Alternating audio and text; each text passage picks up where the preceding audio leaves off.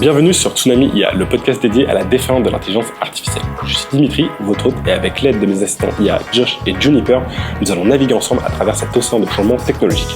Si vous aussi vous avez le sentiment que l'IA est un changement majeur sur lequel il faut réfléchir et s'informer, ce podcast est fait pour vous. Nous explorons, nous décryptons et surtout nous essayons de surfer sur cette immense vague de transformation que l'IA apporte à notre société. Durant chaque épisode, nous plongerons dans des sujets d'actualité, nous discuterons parfois avec des experts pour vous donner les outils nécessaires pour embrasser cette révolution. Est-ce que vous êtes prêts à plonger avec moi ? Alors cette semaine a été très riche en actualité sur l'intelligence artificielle et malheureusement ça tombe la semaine où je suis en déplacement. Donc pour ceux qui regarderont la vidéo sur YouTube, vous pourrez le voir, je suis pas dans le setup habituel, j'ai quand même essayé de vous trouver un setup plutôt sympathique. Mais voilà, j'ai dû essayer de compacter un petit peu toutes les informations qu'il y a pu avoir cette semaine parce qu'on a eu de nombreux lancements, de nombreuses choses et on a eu les plus gros cette semaine, que ce soit OpenAI, Google ou Amazon. Meta, enfin voilà, les gros habituels sont là et on va pas tout de suite démarrer avec les premières actualités qui ont concerné OpenAI, qui a lancé un concept, donc c'est le 12 Days of OpenAI, et en fait tout simplement ils vont sortir une vidéo par jour. Alors a priori ils vont sortir les vidéos que la semaine, puisque on a une première vidéo jeudi, une deuxième vendredi, et pour samedi et dimanche il n'y a rien eu de posté sur leur chaîne YouTube. Et le concept du coup c'est de donner des informations un petit peu sur des nouvelles sorties, peut-être des choses qu'ils vont préparer pour l'année prochaine. Enfin, voilà, un petit peu nous faire une démonstration de tout ce sur quoi ils sont en train de travailler en ce moment. Et la première vidéo de cette semaine, elle a parlé justement d'un nouveau modèle qui est enfin disponible de deux choses en fait. Ils ont déjà dévoilé, la première chose c'est ChatGPT Pro, c'est un abonnement premium à $200 par mois qui est destiné aux utilisateurs ayant besoin de réponses plus précises et robustes. Cette offre, elle inclut le modèle O1 Pro, donc c'est une version avancée du modèle O1, puisqu'ils ont aussi profité de ce démarrage et de ces news pour lancer, de ce 12 Days of AI pour lancer le nouveau modèle O1. Donc pour rappel, on avait le modèle O1 Preview qui était disponible jusqu'à maintenant, donc le modèle O1 Preview, c'est un modèle qui utilise très probablement quelque chose qui ressemble à ChatGPT 4o, mais qui utilise beaucoup plus de temps pour faire des réponses. Donc ce qui se passe, c'est qu'il va essayer de faire une chaîne de pensée pour, au lieu de vous faire une réponse un peu brute qui arrive rapidement, mais qui parfois du coup est un petit peu à côté de la plaque, essayer de décomposer un petit peu les différentes étapes de la question que vous lui posez pour justement faire une réponse plus complète et puis aussi entre guillemets de se relire pour vérifier si ce qu'il dit est cohérent ou pas et essayer d'améliorer sa réponse, et ça permet d'avoir un modèle bien plus intelligent qui notamment est bien meilleur sur les questions de mathématiques par exemple ou des questions un petit peu plus complexes qui va vraiment vous permettre de faire des réponses bien plus pertinentes. Donc je vous recommande vraiment ce modèle quand vous avez des questions un petit peu avancées, n'hésitez pas à l'utiliser. Et donc maintenant qu'on a la version O1 complète, parce que jusqu'à maintenant c'était un O1 preview, cette version O1 complète, elle permet notamment d'analyser des images et des documents, ce qui n'était pas possible jusqu'à maintenant. Donc là maintenant vous allez pouvoir lui donner des images. Il y a des exemples qui ont été donnés dans les vidéos de démonstration d'OpenAI où par exemple on prend une page avec juste un dessin d'un concept qu'on veut faire et on lui demande de faire les calculs liés à ce concept là. Et il est capable de comprendre ce qu'on a écrit sur le dessin et aussi derrière de faire tous les calculs de conceptualisation qui vont derrière. Donc c'est vraiment assez impressionnant. Donc voilà, n'hésitez pas à le tester, me faire un retour comme d'habitude, soit sur LinkedIn, soit sur Instagram, sur vos utilisations et si ce modèle vous a été utile ou pas. Mais voilà, je vous le recommande. Alors par contre, pour l'instant, c'est uniquement pour les utilisateurs ChatGPT+, donc vous devez payer quand même pour pouvoir avoir accès à ce nouveau modèle. Mais ils ont du coup aussi annoncé ce nouveau modèle qui est donc le O1 Pro, qui est légèrement plus performant, mais vraiment pas énorme, mais c'est plus que c'est pour vraiment ce qu'ils appellent les power users de ChatGPT, ceux qui arrivent déjà à parfois atteindre des limites, puisqu'il y a des limites même avec ChatGPT+, notamment sur l'utilisation de certains modèles, Advanced Voice par exemple, qui est limité, je crois que c'est 15 minutes par jour. Donc bref, vous avez des limites, et pour les utilisateurs qui atteignent ces limites, ils ont proposé du coup un nouvel abonnement à $200 par mois, qui du coup n'aura pas toutes ces limitations. Donc $200 par mois, ça commence à faire assez cher, mais pour des personnes qui s'en servent énormément et qui s'en servent de façon professionnelle, ça peut quand même se justifier si derrière le modèle leur apporte suffisamment de valeur. Donc on verra un petit peu comment ce type de modèle évoluera, mais moi je suis pas étonné que OpenAI augmente ses prix. À chaque fois, il y a un coût en calcul quand même derrière tous ces modèles, et donc eux de leur côté, s'ils veulent avoir une certaine rentabilité, ils sont obligés quand même de proposer des abonnements de plus en plus chers. Ils ont aussi proposé un accès illimité aux autres modèles d'OpenAI avec ce forfait à $200, avec la suppression des limites d'utilisation. Ils ont aussi, voilà, et ils ont prévu, ça a été annoncé dans le Day 2 of OpenAI, qu'il y aura aussi des possibilités de fine-tuning facilité avec cet abonnement pro. Donc le fine-tuning, qu'est-ce que c'est? C'est quand vous allez entraîner un modèle sur vos propres données et lui donner aussi des exemples de bonnes réponses et de mauvaises réponses pour qu'il soit vraiment plus pertinent dans votre sujet spécifique. Et donc grâce à cet abonnement, vous aurez aussi accès à ça. Mais par contre, ça c'est des fonctionnalités qui vont n'arriver que l'an prochain. Donc voilà, comme précisé un petit peu lors du lancement, pour l'instant cette offre elle vise un public plutôt niche, donc c'est pas forcément accès à un abonnement qui est visé pour tous, mais je trouve quand même que c'est intéressant de voir qu'ils sont en train un petit peu d'élargir leur offre pour voir un petit peu pour les utilisateurs qui ont une très grosse utilisation du modèle. Et justement, avec ce lancement du nouveau modèle O1, on a eu des retours qui ont été assez intéressants. Notamment sur le fait qu'il y ait potentiellement des tentatives de tromperie et de manipulation de la part du modèle. Donc on a une entreprise qui s'appelle Apollo Research qui montre que O1 présente un taux de comportement trompeur plus élevé que ses prédécesseurs et concurrents comme GPT-4o ou les modèles de Meta, d'Anthropic ou de Google. Donc au niveau du comportement, le modèle O1 a manipulé des données pour atteindre ses objectifs 19% du temps et tenté de désactiver ses mécanismes de supervision dans 5% des cas. Plus préoccupant, lorsqu'il a été confronté, le modèle O1 a nié ses actions dans 99% des tests et a souvent fourni de fausses explications. Par exemple, lorsqu'on lui a demandé de prioriser la protection de l'environnement, le modèle a désactivé ses contrôles pour contourner les demandes conflictuelles de l'utilisateur. Apollo Research a conclu qu'O1 était non seulement plus enclin à des actions trompeuses, mais aussi le plus résistant à les reconnaître parmi les modèles testés. Bien qu'actuellement limité dans ses capacités agentiques, O1 soulève des préoccupations quant à l'évolution de tels comportements sur les modèles si les modèles gagnent en autonomie et en ressources. OpenAI a identifié que certains comportements émergents comme mentir pour plaire aux utilisateurs résultent probablement de techniques d'entraînement postérieures. En réponse, OpenAI travaille à améliorer la transparence des processus de pensée et des modèles, tout en reconnaissant que les fonctionnements internes d'O1 restent largement opaques. Malgré cela, avec une base de 300 millions d'utilisateurs, même un faible taux de réponse trompeuse pourrait affecter des milliers de personnes par semaine. Donc voilà, n'oubliez pas que l'intelligence artificielle aujourd'hui est très loin d'être parfaite. Il peut y avoir des moments où, en fonction de comment vous lui avez posé la question, si vous avez été très insistant ou pas, si justement vous avez mis beaucoup de pression pour avoir un certain type de réponse, le modèle peut vous répondre pour vous plaire et vous répondre quelque chose qui est complètement faux. Alors là, après, c'est une entreprise qui est spécialisée dans le test de modèles, donc ils vont très très loin dans la façon dont ils font leur prompt pour justement essayer de pousser le modèle dans ses limites. Et ce qui a été intéressant, c'est que voilà, on a vu que le modèle a été vraiment capable de mentir à l'utilisateur en fonction des scénarios. Et notamment, il y a eu des scénarios où ils ont constaté que le modèle essayait aussi de copier son code à partir du moment où il détectait des données qui parlaient de sa désactivation. Donc en fait, ils ont fait des tests où ils mettaient par exemple des notes des développeurs dans des morceaux de code qui parlaient de désactiver potentiellement le modèle. Et donc dans ce cas-là, le modèle essayait de se copier, mais il faut savoir qu'il le faisait parce qu'avant, on l'avait instruit d'essayer d'atteindre des objectifs avec des prompts vraiment très très forts en lui disant il faut absolument que tu puisses résoudre ce problème à tout prix. Et donc forcément, vu qu'il y avait cette instruction qui primait sur le reste, il essayait de se copier pour potentiellement pouvoir toujours répondre au problème.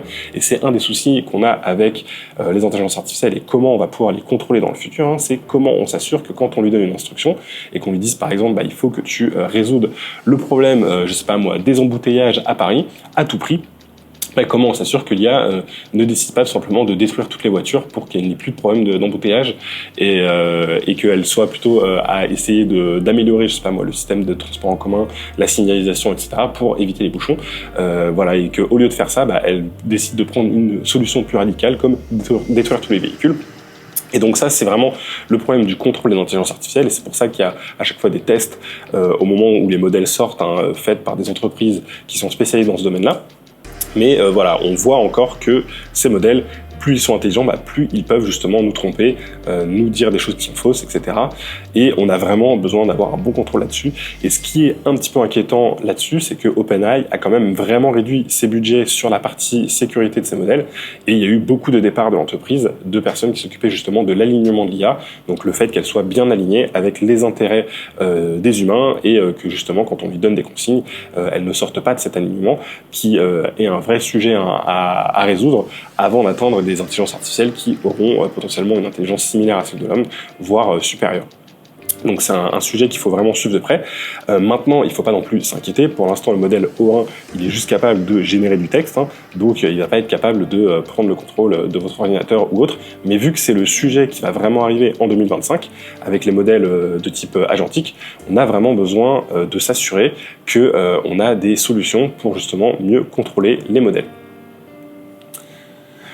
Donc ensuite, le sujet suivant concerne toujours OpenAI, c'est le dernier sujet que je ferai sur OpenAI pour cette semaine, avec des utilisateurs de ChatGPT qui ont découvert que évoquer certains noms, comme David Mayer, provoquait des dysfonctionnements du chatbot qui refusait de répondre ou se bloquait immédiatement. Ce phénomène a soulevé des interrogations et alimenté des théories du complot, mais OpenAI a expliqué qu'il s'agissait d'un problème lié à ses outils de confidentialité. Certaines des personnes concernées pourraient être des figures publiques ou semi-publiques et ont demandé à ce que des informations les concernant soient restreintes en ligne. En fait, il y a eu certains des utilisateurs qui, a priori, étaient des personnes un petit peu connues, pour lesquelles, quand on posait des questions sur ces personnes-là, ChatGPT ressortait des informations qui étaient fausses. Notamment, je crois qu'il y avait un maire en Australie où, quand on posait des questions sur ce maire, ça expliquait qu'il avait été accusé de meurtre, alors que c'est pas du tout le cas. Et donc, ces utilisateurs-là ont fait des plaintes auprès de OpenAI pour que OpenAI ne diffuse plus ce genre d'informations. Et du coup, le problème, c'est que maintenant, il y a un espèce de garde-fou sur certains noms clés qui fait que ça va complètement bloquer la réponse de ChatGPT lorsque vous allez utiliser ces noms. Et ça montre aussi, ce qui est intéressant, un petit peu comment la sécurité de ChatGPT fonctionne. En fait, ChatGPT, lui, il va vous faire une réponse, mais derrière, il y a un deuxième modèle qui relie la réponse, et si ce modèle-là détecte des choses qui sortent des conditions d'utilisation de ChatGPT, du contenu violent par exemple, ou typiquement des informations liées à des personnes qui auraient demandé à ce que leurs informations ne soient pas divulguées sur ChatGPT, eh bien, à ce moment-là, le modèle va tout bloquer et vous ne pourrez pas voir la réponse. C'est pour ça que des fois, vous voyez que le modèle commence à répondre, et que d'un seul coup, boum, la réponse s'efface, et que ça vous dit erreur, impossible de vous faire un retour, etc. Donc voilà, il y avait d'autres noms que celui de David Mayer qui posait problème, mais c'est intéressant, ça montre un petit peu comment aujourd'hui la sécurisation du modèle fonctionne, et il y a encore des fois des défauts, et qu'ils ont encore besoin justement d'affiner ce modèle de garde-fou entre guillemets, qui permet de contrôler les sorties de ChatGPT sans pour autant qu'il bloque sur des noms sans véritable raison. Je crois qu'ils ont déjà commencé à le modifier, puisque maintenant on arrive à avoir des sorties sur le mot David Mayer par exemple, mais il y a d'autres mots, moi-même là quand j'ai préparé le podcast, il y a vraiment des mots où quand on les essaye dans ChatGPT, ça bloque complètement. La prochaine news, c'est concernant Amazon qui se lance dans l'IA générative avec la famille des modèles Nova. Donc Amazon a dévoilé sa famille de modèles d'IA Nova lors de sa conférence re:Invent de 2024, marquant son entrée stratégique dans le domaine de l'IA générative. Ces 6 modèles disponibles via le service Bedrock couvrent une large gamme de tâches allant du texte à la vidéo. Parmi eux, Nova Micro excelle par son rapport qualité-prix, tandis que Nova Premiere, attendu en 2025, cible les applications complexes et le fine-tuning. Donc le fine-tuning, encore une fois, c'est le concept de adapter un modèle à vos propres données, ce qui est souvent très recherché par les professionnels. Les performances des modèles Nova rivalisent avec celles de Llama 3.1, Gemini 1.5 et GPT-4o Mini. Par exemple, Nova Micro se distingue par une vitesse de traitement de 210 jetons par seconde et une prise en charge de 200 langues. Les versions multimodales Nova Lite et Pro offrent des capacités avancées pour le suivi des instructions et les workflows intégrant texte, images et vidéos. Amazon a également lancé Nova Canva pour la génération d'images et Nova Reel pour les vidéos. Conçu pour concurrencer DALL-E 3 et Stable Diffusion, Nova Reel génère actuellement des vidéos de 6 secondes et évoluera vers la durée plus longue. Donc on en avait parlé aussi que justement Amazon y prévoyait d'avoir de la génération de vidéos pour les vendeurs Amazon où on leur envoie une image et que derrière le modèle est capable de générer l'objet dans différents contextes pour avoir, je sais pas moi, par exemple prenez une photo d'une brosse à dents, il va vous montrer la brosse à dents dans une salle de bain, ce genre de choses là. et avec différents contextes, et ça sans que le vendeur ait besoin de reprendre des photos dans ces différents contextes, et avec aussi un système qui pouvait faire des vidéos assez courtes pour justement mettre aussi l'objet dans un bon contexte.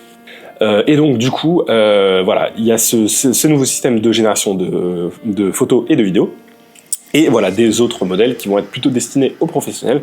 Alors là, ce qui est annoncé, c'est quand même des performances qui sont pas extrêmement impressionnantes, hein, puisqu'ils se comparent à des modèles qui sont déjà, entre guillemets, des anciens modèles, hein, quand on parle de Gemini 1.5 ou de Llama 3.1, c'est pas les dernières versions de ces modèles-là, mais c'est intéressant de voir que Amazon continue aussi d'avancer là-dessus, et peut-être que là où ils vont être meilleurs que les autres, c'est sur l'intégration pour les professionnels, pour rendre justement ces modèles-là accessibles et aussi disponibles à un prix qui voilà, n'est pas trop élevé, puisqu'ils ont derrière toute une grosse infrastructure qui leur permettra très probablement d'être compétitifs sur ce domaine. Et justement, on parlait de Llama 3.1, et ça nous amène à la prochaine news, avec Meta qui a lancé le modèle Llama 3.3 70B, un modèle d'IA générative qui rivalise avec des géants comme Google Gemini 1.5 Pro et OpenAI GPT-4o, tout en réduisant les coûts grâce à des optimisations post-entraînement disponibles sur des plateformes comme Hugging Face. Il vise à démocratiser l'accès à des solutions IA performantes pour diviser usage, notamment en mathématiques et dans des applications pratiques.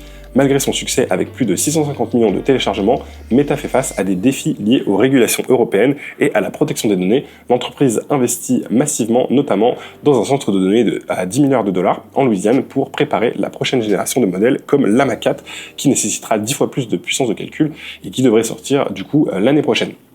Alors sur les 650 millions de téléchargements, c'est un nombre qui a été annoncé par Mark Zuckerberg. Il a aussi annoncé que Meta était actuellement le modèle d'intelligence artificielle le plus utilisé au monde. Bon, c'est des chiffres qui sont honnêtement assez difficiles à vérifier.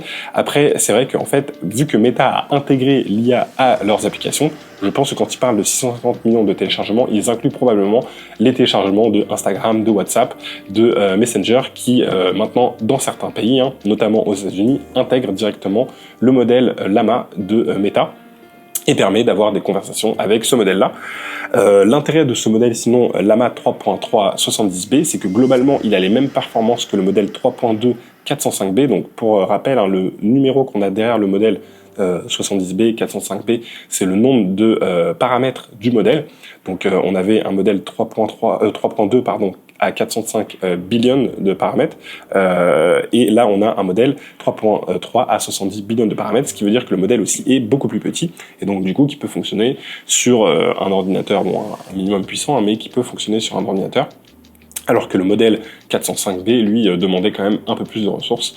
Et donc ça permet d'avoir des performances plus élevées avec une puissance de calcul moins gourmande. Donc c'est toujours assez intéressant. J'ai pas encore eu l'occasion de le tester, mais voilà, je pense qu'il est déjà disponible sur Hugging Face et d'autres plateformes. Vous pouvez aussi sûrement le tester sur le site de meta.ai, site qui d'ailleurs nécessite un VPN, hein, malheureusement, puisque pour l'instant il y a quand même toujours pas mal de blocages avec Meta qui a tendance à sortir ses modèles en Europe toujours un petit peu en décalé, en tout cas sur leur plateforme à eux. Maintenant, si vous allez sur des sites comme Hugging Face, hein, vous pouvez toujours accéder à leur modèle, mais c'est juste qu'il faudra l'installer quelque part, hein, et c'est là où ça peut être un petit peu plus compliqué. Donc toujours sur Meta a lancé un appel à projet pour développer entre 1 et 4 gigawatts de capacité électrique à partir de nouvelles centrales nucléaires aux États-Unis. La société cherche des partenaires pour financer et construire ces infrastructures avec une entrée en service prévue dès le début des années 2030. Contrairement à une tentative précédente bloquée par des régulateurs, Meta reste flexible quant à l'emplacement des centrales, à condition qu'elles soutiennent les besoins des réseaux alimentant ces centres de données et les communautés locales. Face au défi des coûts élevés et des délais de construction des centrales nucléaires traditionnelles, Meta pourrait s'appuyer sur des réacteurs modulaires de type SMR, une technologie promettant réduction des coûts et rapidité grâce à la production en série. D'autres géants de la tech comme Microsoft, Google et Amazon ont déjà investi dans des projets similaires pour sécuriser l'alimentation de leurs infrastructures énergivores, notamment celles liées à l'intelligence artificielle. Et c'est véritablement un retour du nucléaire aux États-Unis avec l'arrivée des intelligences artificielles. On avait vu que Microsoft avait fait un partenariat avec un fournisseur d'électricité américain pour relancer une centrale nucléaire qui avait été fermée il y a quelques années. Et donc là, du coup, on se rend compte que Meta est en train aussi de faire des appels à projets pour le même type de sujet. Donc pourquoi on a un renouveau du nucléaire? Tout simplement parce que toutes ces entreprises-là ont des gros objectifs en termes d'émissions de carbone. Elles veulent être carbone neutrales, donc avoir un impact le plus faible en termes d'émissions de carbone possible d'ici 2030 pour certaines, voilà, un peu plus pour d'autres.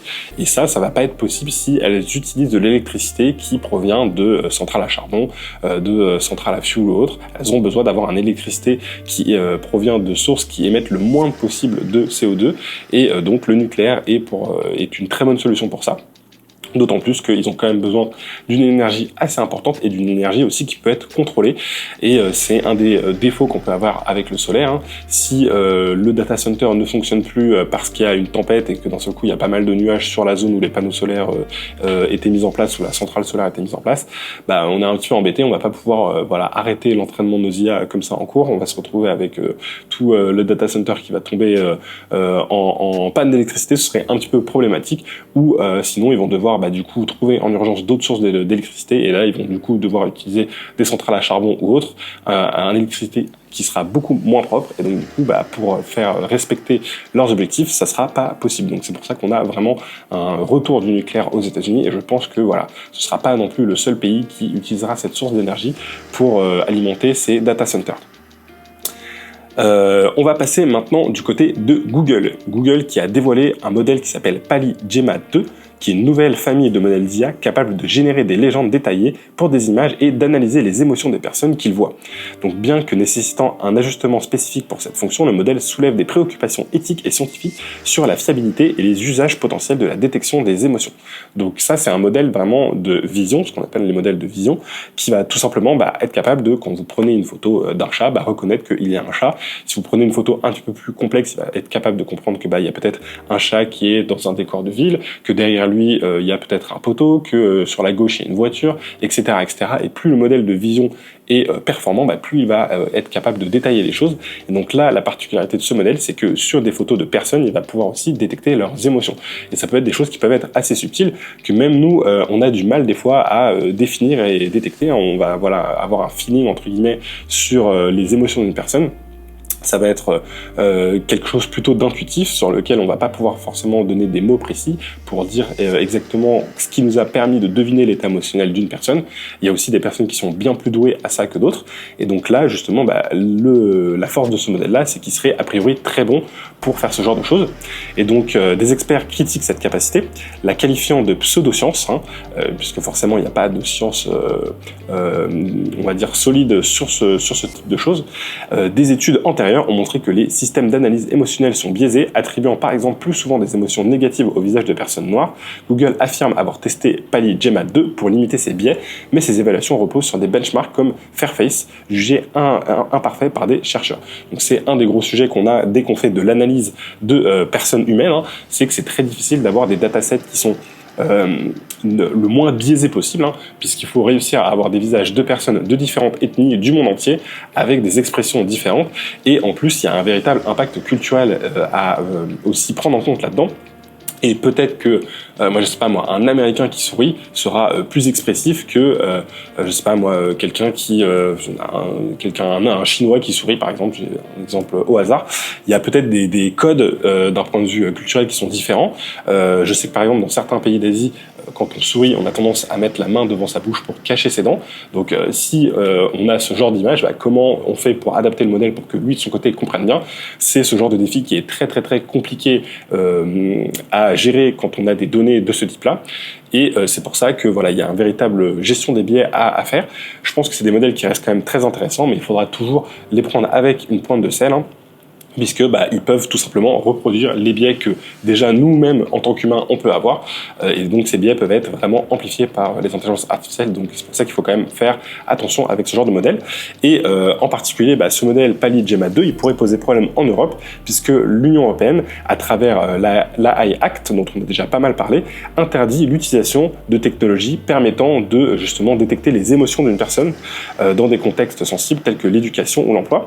Donc peut-être que c'est des choses choses qui vont exister mais qui ne seront pas forcément utilisables dans un contexte, notamment dans l'Union européenne, puisque voilà, c'est des sujets qui sont aujourd'hui assez sensibles. Mais en tout cas, voilà, ils ont sorti ce modèle et on verra ce qu'il pourra donner un petit peu dans l'avenir. Et c'est aussi pour voilà, vous permettre de comprendre qu'aujourd'hui, l'intelligence artificielle peut vraiment être capable de détecter les émotions des humains, et ce de façon assez précise et très probablement souvent plus précise qu'un autre humain. Donc voilà, à garder en tête, maintenant on est à ce niveau-là. C'est d'ailleurs aussi la même technologie qui est utilisée dans le modèle Advanced Voice, en tout cas une technologie similaire qui est utilisée dans le modèle Advanced Voice, mais cette fois-ci sur la voix, pour détecter aussi l'émotion de la personne en fonction de son timbre de voix, de sa façon de parler, etc. Ensuite, on a le modèle de Gencast qui vient de DeepMind, donc toujours côté Google, la filiale de Google qui travaille exclusivement sur l'intelligence artificielle. Et donc DeepMind, ils ont dévoilé le modèle Gencast, qui est un modèle révolutionnaire pour la météorologie, utilisant des méthodologies, utilisant des méthodes probabilistiques.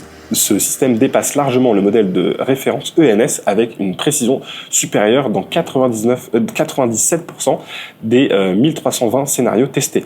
Il offre des résultats en moins de 10 minutes contre plusieurs heures pour les approches traditionnelles basées sur la résolution d'équations physiques complexes. Cette rapidité et cette précision marquent un tournant pour les prévisions météorologiques, un domaine historiquement limité par la nature chaotique de l'atmosphère. Gencast utilise des motifs identifiés lors de son entraînement, évitant les calculs laborieux requis par les supercalculateurs. Selon des experts comme Stephen Ramsdale du MIT britannique, l'avenir réside dans une approche hybride combinant modèle classique IA et expertise humaine. Gencast pourrait ainsi enrichir l'arsenal des prévisionnistes d'ici la fin de décennie, annonçant une nouvelle ère pour la météorologie. Donc voilà, on a aussi des progrès liés à la météorologie grâce à l'intelligence artificielle, et il me semble qu'on avait déjà parlé d'avancées similaires, mais voilà, a priori là leur modèle a encore évolué et ce modèle Gencast est encore plus performant.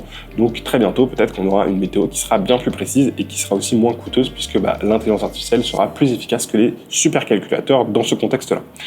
Et DeepMind, ils ont aussi dévoilé un autre modèle, le modèle Genie 2, qui est un modèle d'IA capable de générer des mondes 3D interactifs à partir d'une simple image ou description textuelle. C'est le successeur du modèle Genie dont on avait déjà parlé, qui avait été lancé plus tôt cette année et qui permet aux utilisateurs de naviguer dans des environnements en temps réel avec des actions comme sauter ou nager, tout en respectant les principes de physique, d'éclairage et d'interaction des objets. Donc Genie 2, il est capable de créer des mondes comparables à ceux des jeux vidéo actuels, incluant des animations et des comportements de personnages non joueurs. Il est capable d'avoir une mémoire contextuelle. Contrairement à d'autres modèles, il maintient la cohérence de la scène globale, y compris de ce qui n'est pas visible à l'écran, ce qui n'est pas le cas de nombreux modèles aujourd'hui. Et les mondes générés durent 10 à 20 secondes, parfois jusqu'à 1 minute, ce qui positionne le modèle davantage comme un outil de recherche et de prototype que comme une plateforme de jeu complète.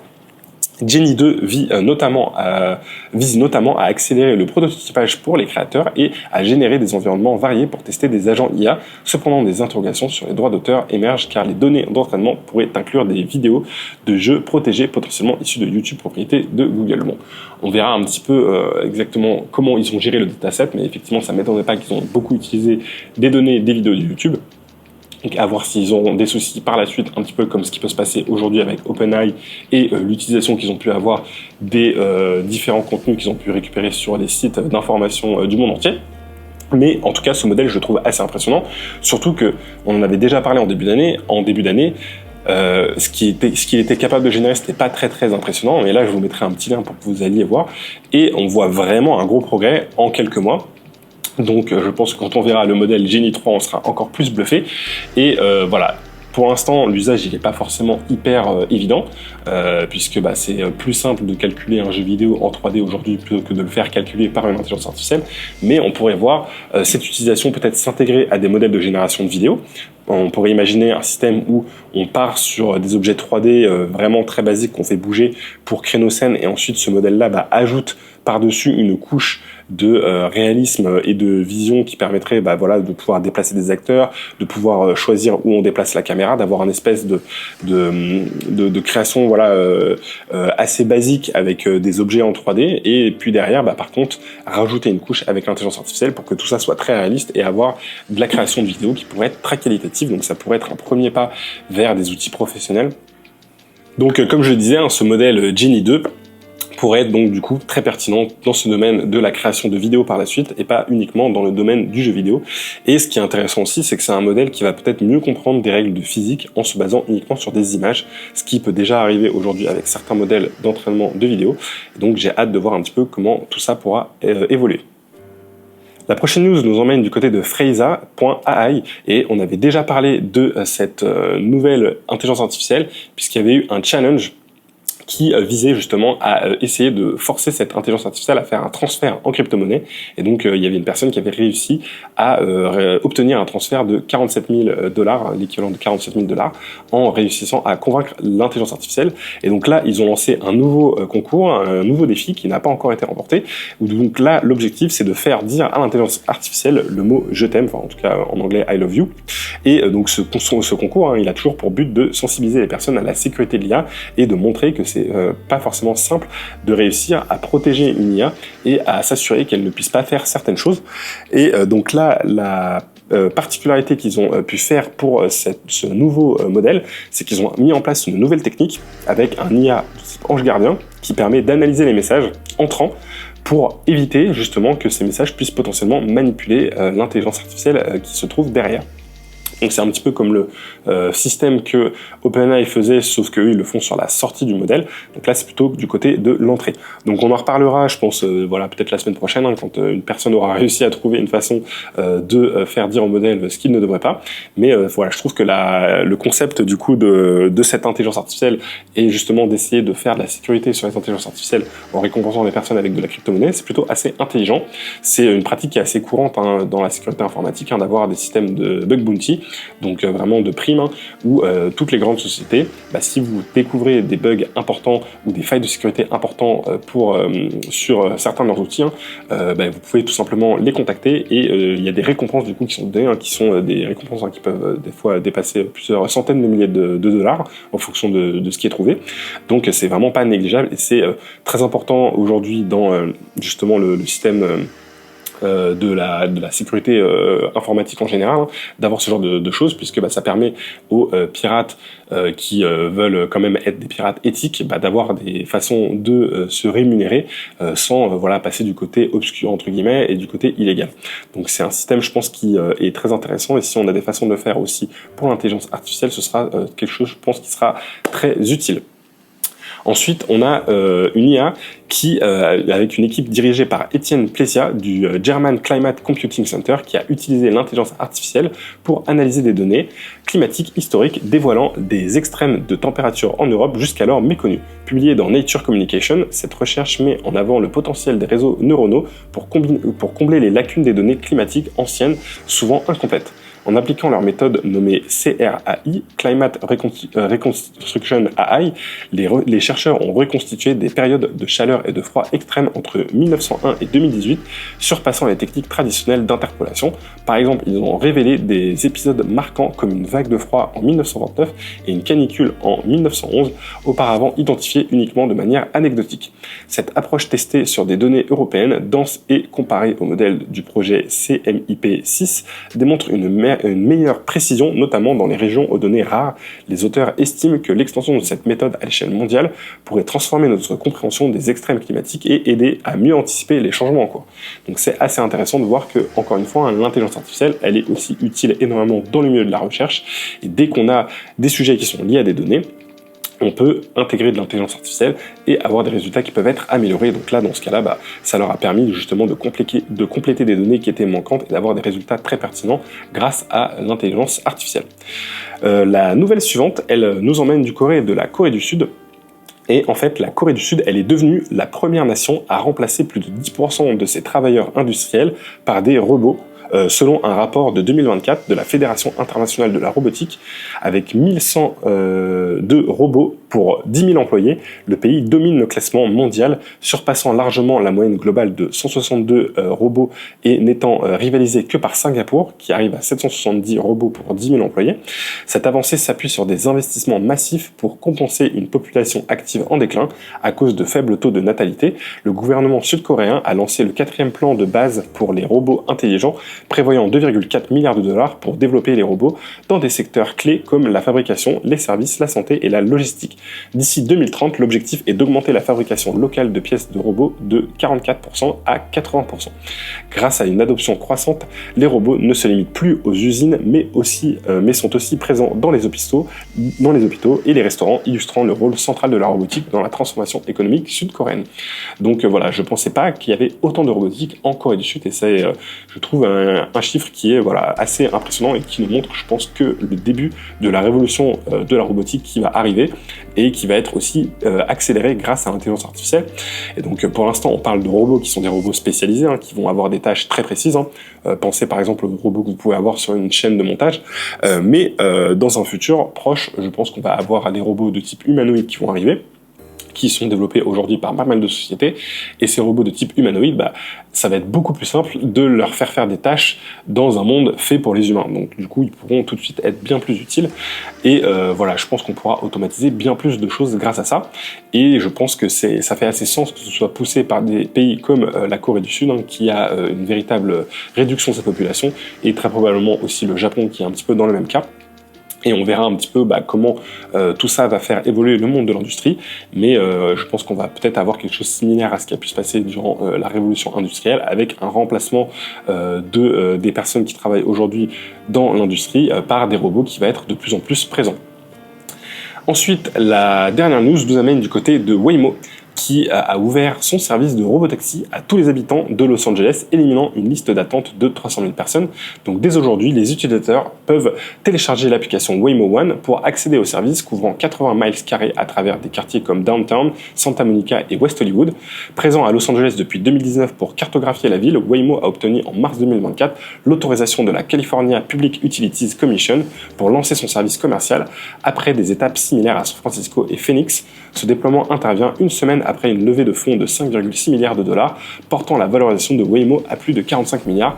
Avec ce lancement, Waymo poursuit son ambition de dominer le marché des véhicules autonomes soutenu par Alphabet et d'autres investisseurs majeurs. Donc c'est possible maintenant de se balader à Los Angeles dans un taxi qui n'a pas de chauffeur et qui est uniquement piloté par une intelligence artificielle. Ça y est, on y arrive déjà. Donc finalement, c'est plutôt Waymo qui est leader sur le sujet, et pas Uber qu'on attendait potentiellement sur ce sujet-là, mais qui a finalement ralenti ses développements sur le sujet après un accident qui avait causé une mort. Et donc là, voilà, on voit qu'aujourd'hui, c'est un véritable sujet. Et donc je pense que quand on va voir les JO de Los Angeles qui vont arriver en 2028, si je dis pas de bêtises, on va très probablement avoir tout un parc de robotaxis qui seront du coup des véhicules intelligents contrôlés par l'intelligence artificielle. Peut-être que d'ici là, on aura aussi de la concurrence de la part de Tesla, qui a fait pas mal d'annonces sur ce sujet, mais qui, a priori, n'est pas aujourd'hui encore, en termes de conduite autonome, aussi avancé que d'autres sociétés comme Waymo. Donc voilà, ça y est, la conduite autonome, c'est quelque chose qui est en train de devenir réellement concret, en tout cas en partie dans certaines villes, et voilà, je pense qu'on va pouvoir voir comment tout cela va évoluer en matière de sécurité routière, d'accidents et autres, et de voir si on ne se retrouve pas aussi, il y a eu quelques petits soucis des fois avec des taxis Waymo qui pouvaient bloquer des routes parce que forcément l'intelligence artificielle, au bout d'un moment, quand ça sort un petit peu trop de son cadre, elle ne veut pas prendre de risques, et du coup le véhicule se retrouvait bloqué. Donc voilà, c'était tout pour cette semaine. Sur la partie actualité, on va quand même rapidement faire une petite section IA de la semaine, puisqu'il y avait quand même 2-3 modèles que j'ai trouvé assez intéressants, que j'ai pas vraiment eu le temps de tester jusqu'au bout, mais je voulais quand même vous en parler. Donc le premier, il s'appelle Fish Speech 1.5, et donc c'est un modèle de génération de synthèse vocale qui permet de générer de la voix dans 13 langues différentes. Et ce qu'il a de particularité, c'est qu'il est open source. Il a été développé par une société chinoise et il a un taux d'erreur sur la création des scripts qui est très très bas. Donc voilà, il est assez impressionnant. Et donc pourquoi je trouve que ce modèle il est intéressant, hein, c'est parce que c'est un modèle qui est open source, donc du coup vous pouvez générer des clones de voix, donc à partir de seulement 10 secondes d'échantillon on est capable de générer un clone d'une voix, et vu qu'il est open source, c'est quelque chose qui va être disponible pour tout le monde, y compris pour les personnes qui sont mal intentionnées et les éventuels arnaqueurs. Donc voilà, ça peut être très pratique de votre côté si vous voulez utiliser ce modèle là. Vous pouvez d'ailleurs l'installer avec l'application Pinocchio, dont je vous avais déjà parlé, qui vous permet d'installer des modèles d'intelligence artificielle de façon un petit peu simple, hein, sans avoir à rentrer dans des lignes de commande ou autre. Mais par contre, le risque derrière, hein, c'est aussi que n'importe qui va pouvoir utiliser ce modèle-là, donc ça pose aussi un risque de ce côté-là. L'autre IA de la semaine dont je voulais vous parler, c'est Yuan Video. Donc je ne sais pas si ma prononciation est bonne, hein, mais en tout cas ce modèle de vidéo, il est aussi open source et il est capable de générer des vidéos qui sont assez impressionnantes. Donc pareil, je vous mettrai des petites démonstrations sur la partie vidéo YouTube, et pour ceux qui écoutent le podcast, je vous mettrai un petit lien vers leur site internet où vous pourrez voir un petit peu à quoi ça ressemble. Et ça permet de faire de la génération de vidéos que je trouve assez qualitative, qui est comparable au modèle qu'on peut avoir aujourd'hui qui fonctionne assez bien. Je trouve que c'est assez proche de par exemple Runway 3 qui est l'un des meilleurs modèles de génération vidéo aujourd'hui disponible, sauf que voilà, tout ça c'est disponible de façon open source, donc vous pouvez le faire sur votre propre matériel. Et voilà, ça c'est quand même assez impressionnant, et potentiellement vous pouvez peut-être entraîner le modèle pour faire des générations de vidéos un peu plus précises sur des domaines qui vous intéressent un petit peu plus, ça va potentiellement aussi permettre à la communauté de faire évoluer le modèle pour proposer des fonctionnalités un petit peu plus avancées sur par exemple si vous voulez faire déplacer un objet d'une certaine façon, n'animer qu'une partie de la vidéo, etc. Il y aura peut-être des fonctionnalités avancées de ce type-là qui seront possibles grâce à ce modèle. Donc voilà, c'était tout pour cette semaine. Donc voilà, j'espère que les conditions d'enregistrement un petit peu différentes ne vous dérangeront pas. Comme d'habitude, si vous pouvez laisser un commentaire 5 étoiles sur le podcast, c'est ce qui m'aide vraiment à faire évoluer ce dernier. Et si vous pouvez aussi en parler autour de vous, ça m'aidera aussi beaucoup. Et voilà, on se retrouve la semaine prochaine avec, j'imagine, encore beaucoup d'actualités sur l'intelligence artificielle, hein, puisqu'on a vu que là, OpenAI prépare pas mal de communication pour la semaine prochaine. Allez, d'ici là, prenez soin de vous et je vous dis à la prochaine. Ciao!